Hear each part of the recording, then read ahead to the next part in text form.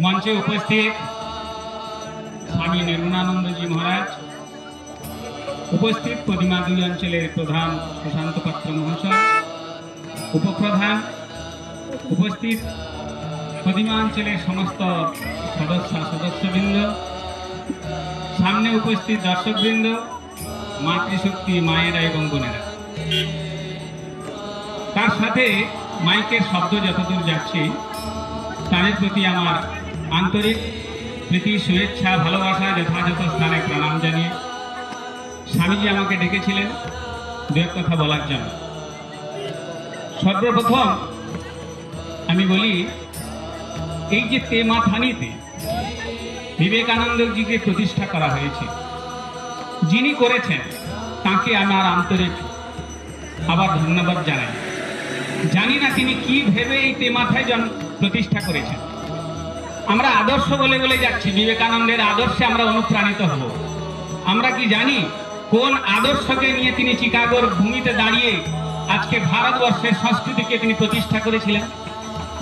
আর তার সূচনা হচ্ছে এই তেমাথা। বলেনি সেই বিষয়ে অল্পক্ষণ সময় স্বামীজি বলেছেন।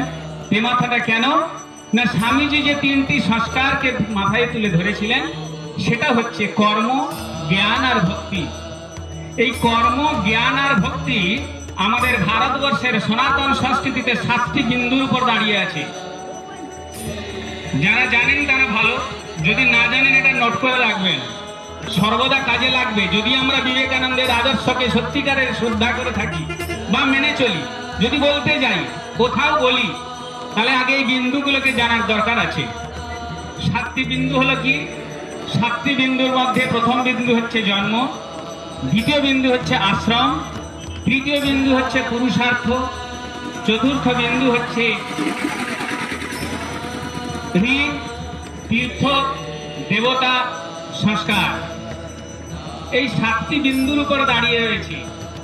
আর এই 7টি বিন্দুর উপরে যারা অনুশীলন করে বা জীবন আদর্শ মেনে চলে, তারাই কিন্তু কর্ম এবং জ্ঞান এবং ভক্তি এই তিনটি আধারকে তারা ধারণ করতে সক্ষম হয়। আমরা ভাবতে পারি বিবেকানন্দ ধ্যান যোগী না কর্মযোগী না ভক্তিযোগী, তার সিদ্ধান্ত হয়তো অনেকে জানেন না। কিন্তু কোন মহাপুরুষ, তাকে মহাপুরুষ হতে হলে, তাকে সিদ্ধ পুরুষ হতে হলে, তাকে সমাজের জন্য কিছু করতে হলে বিরাট ডিগ্রির প্রয়োজন হয় না, ভাবনার দরকার হয়। সাথে সাথে এই তিনটি সংস্কার এবং 7টি বিন্দুর উপরে তাকে প্রতিষ্ঠিত হতে হয়। তাই আমাদের ভারতবর্ষে যত মনীষী তৈরি হয়েছেন, রামকৃষ্ণদেব থেকে আরম্ভ করে, বামাক্ষেপা থেকে আরম্ভ করে, স্বামী যোগানন্দ থেকে, তৈলঙ্গ স্বামী থেকে আরম্ভ করে অসংখ্য মনীষী যারা হয়েছেন, তারা আমাদের ভারতবর্ষের সংস্কৃতির 7টি বিন্দুর উপরে প্রতিষ্ঠিত হয়েছেন। আর এখানে হচ্ছে সেই 3টি বিন্দু, যেখানে এই তেমাথা হচ্ছে কি না কর্ম, জ্ঞান আর ভক্তি। আর কর্ম, জ্ঞান আর ভক্তি তিনটাকে যদি আমরা মেনে চলতে পারি আমাদের জীবন আদর্শে, তবে পুরুষার্থ প্রাপ্তি হতে পারে।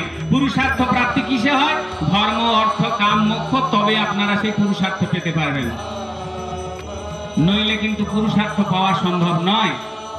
আমরা অনুষ্ঠান করে যাই, বিবেকানন্দকে বসিয়ে দিই, তার আদর্শের কথা বলি, কিন্তু আমাদের একবার ভেবে দেখা উচিত যে তিনি যে বিন্দু নিয়ে, তিনি যে বিদ্যা নিয়ে আমাদের ভারতবর্ষের সংস্কৃতিকে বিশ্বের মধ্যে প্রতিষ্ঠা করেছেন, আমরা কি পারি না? আমাদের মাতৃশক্তি কি পারে না? আমাদের মাতৃশক্তি কি দুর্বল? নাকি আমাদের যুব সম্প্রদায় দুর্বল? নাকি আমাদের সমাজনীতি দুর্বল? না আমাদের নেতৃত্ব দুর্বল? না আমাদের নেতা দুর্বল? না আমাদের পিতামাতা দুর্বল? দুর্বল কে? যেখানে আজ সেই রকম মহান, তেজস্বী, বীর, শক্তিশালী মানুষকে জন্ম দেওয়ার জন্য আমরা যোগ্য হতে পারছি না। কেন পারছি না? তার কারণ হচ্ছে আমাদের এই কয়েকটি বিন্দুকে আমরা ভুলে গেছি। যদি আমরা এই বিন্দুকে মনে রাখি, অর্থাৎ কর্ম, তার সাথে জ্ঞান এবং ভক্তি, এই তিনটেকে নিয়ে আমাদের চলতে হবে। পাতঞ্জল যোগ দর্শনে তাই বলা হচ্ছে, সেখানেও বলা হয়েছে, যোগী পাতঞ্জল ঋষিও বলেছে, তপঃসাধ্যায় ঈশ্বর প্রণিধানানি ইতি ক্রিয়া যোগ। অর্থাৎ তপস্যা মানে কর্ম, সাধ্যায় হচ্ছে শাস্ত্র অধ্যয়ন, আর ঈশ্বর প্রণিধানানি হচ্ছে ভক্তি, ঈশ্বরের ভক্তি। এই জিনিস যদি আমাদের মধ্যে থেকে চলে যায়, তাহলে কিন্তু আমাদের বক্তব্যই থাকবে, কথা কথাই থাকবে। আমরা শুধু আসবো, কথা বলবো, দু কথা শুনবো, চা খাবো, বাড়ি চলে যাবো, এটাই থেকে যাবে। কিন্তু পরবর্তী প্রজন্মের জন্য কোনো বার্তা কিন্তু থাকবে না। পরবর্তী প্রজন্ম কিন্তু কিছু শিক্ষা পাবে না। ঘরে ঘরে আমাদের এই শিক্ষা দেওয়া দরকার আছে। শুধু বিবেকানন্দের বক্তব্য এইখানে বলে নয়, বিবেকানন্দের বক্তব্য এইখানে বলে নয়, এই বক্তব্য, তার এই কথা, তার নীতি, তার উপদেশাবলী, তার নীতি আদর্শ, রামকৃষ্ণ চরিতামৃত আমাদের ঘরে ঘরে অনুশীলন হওয়া আবশ্যক।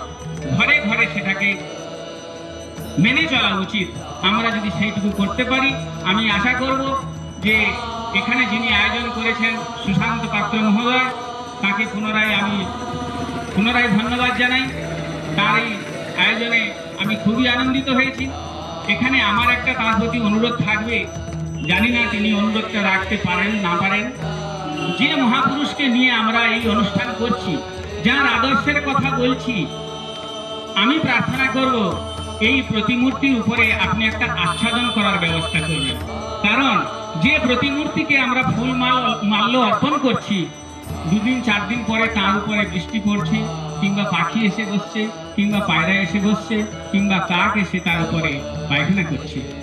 অতএব আমাদের এই শ্রদ্ধাটা যাতে বেঁচে থাকে আমি প্রার্থনা করব। জানি না আপনাদের কাছে এই প্রার্থনা ভালো লাগবে কি লাগবে না, সেটা আপনাদের বিষয়। এই বলে আমি আমার বক্তব্য রাখছি। সর্বে ভবন্তু সুখিনঃ, সর্বে সন্তু নিরাময়া, সর্বে ভদ্রাণি পশ্যন্তু মা কশ্চিৎ দুঃখভাগ্ ভবেৎ। ওম শান্তি শান্তি শান্তি।